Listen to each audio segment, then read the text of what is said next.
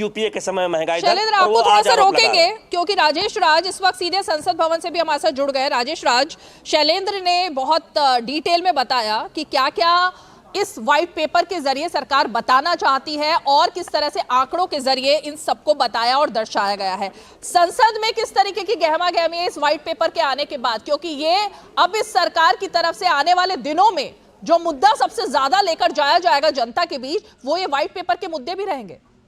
निश्चित तौर पर बिल्कुल आपने सही कहा रीमा कि यह जो व्हाइट पेपर है ये कहीं ना कहीं जनता के सबसे बड़े मुद्दे बनेंगे। और यह जो वर्तमान सरकार है, एनडीए की सरकार, जो 10 साल से देश की सत्ता पर काबिज है, उसकी कोशिश है कि 10 साल बनाम 10 साल की हम बात करें। यानी 2004 से 2014 का जो कार्यकाल है, यूपीए 1 और यूपीए 2, उस दौरान जो तमाम घपले घोटाले या फिर जिस तरीके से आंकड़ों की बाजीगरी की गई, उसको कहीं ना कहीं एक्सपोज करने की कोशिश है। और यह श्वेत पत्र लोकसभा में आने के बाद अब तमाम लोगों की नजरें टिकी हुई हैं राज्यसभा पर। राज्यसभा ने अब से कुछ ही देर पहले एक तीसरा अपना जो है वो आज का बुलेटिन जारी किया है।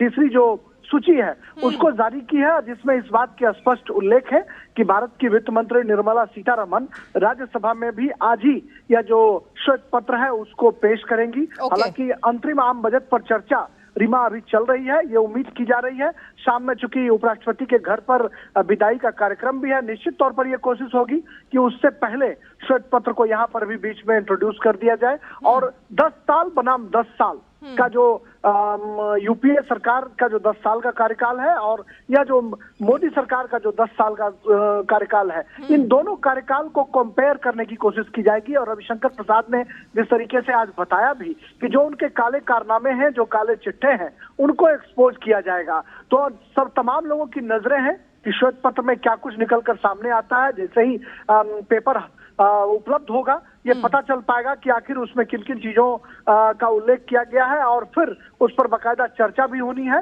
तो सभी लोगों की नजरें टिकी हुई हैं, वित्त मंत्री राज्यसभा में बैठी हुई हैं, अंतरिम बजट पर चर्चा चल रही है। और मीडिया के कौतूहल का विषय है, बाहरी गहमा गहमी जो है वो मीडिया के बीच स्पष्ट तौर पर देखने को मिल रही है। राजेश राज, आपने पहले तो एक बड़ी जानकारी दी, जो दर्शकों को एक बार फिर से हम बता दें कि अभी लोकसभा में पेश हुआ है व्हाइट पेपर और ये श्वेत पत्र अब से कुछ ही देर में आज ही राज्यसभा में भी पेश होगा। हमारे संवाददाता राजेश राज ये जानकारी दे रहे हैं। राजेश, ये व्हाइट पेपर को लेकर थोड़ा सा जनता को हम अगर ये बताना चाहें, क्योंकि जनता ये जानना चाहती है और दर्शक भी ये जानना चाहते हैं, व्हाइट पेपर ये लाने के पीछे आखिर इसका मतलब क्या होता है और इसके जरिए क्या फायदा मिलता है, इसका मुझे थोड़ा सा आप जरा बताइए दर्शकों के लिए। देखिए, सबसे जो महत्वपूर्ण बात है कि प्रधानमंत्री नरेंद्र मोदी जिस तरीके से लगातार ये कहते रहे हैं कि हमारा जो देश है पहले पिछले पायदान पर खड़ा था और अब हिंदुस्तान जो है वो दुनिया भर के मुल्कों में अपनी धमक स्थापित करते हुए 5वें नंबर पर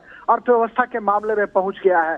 और प्रधानमंत्री नरेंद्र मोदी जब ये बात करते हैं, जब अपना खाका प्रस्तुत करते हैं आने वाले वक्त में, तो वो स्पष्ट तौर पर कहते हैं कि 2027 तक हम देश को बुलेट ट्रेन चलाने का जो सपना है, देश को बुलेट ट्रेन देंगे। और 2027 तक हिंदुस्तान जो है वो तीसरी सबसे बड़ी अर्थव्यवस्था बनकर उभर कर सामने आएगी। तो प्रधानमंत्री जो कहते हैं वो करते हैं। इस बात का हमने पहले भी कई तरह के उदाहरण देखे हैं, जिसमें कि पीएम मोदी ने जो रोड मैप अन्य बजट की बात करें या फिर अन्य जो 10 साल का जो उनका बजट प्रस्तुत किया गया, उन्होंने जिन चीजों का उल्लेख किया उसको पूरा करने की कोशिश की। प्रधानमंत्री ये भी कहते रहे कि हम जिसका शिलान्यास करते हैं उसका हम उद्घाटन भी करते हैं। लेकिन अगर मोदी सरकार से पहले का जो कार्यकाल था, मनमोहन सिंह की सरकार में, यूपीए 1 यूपीए 2 में आप भी लगातार संसद कवर करती रही हैं, आपने देखा कि किस तरीके से 2G की बात करें, कोयला घोटाले की बात करें, राष्ट्रमंडल घोटालों की बात करें, घोटालों की गूंज हुआ करती थी। और हम सब लोग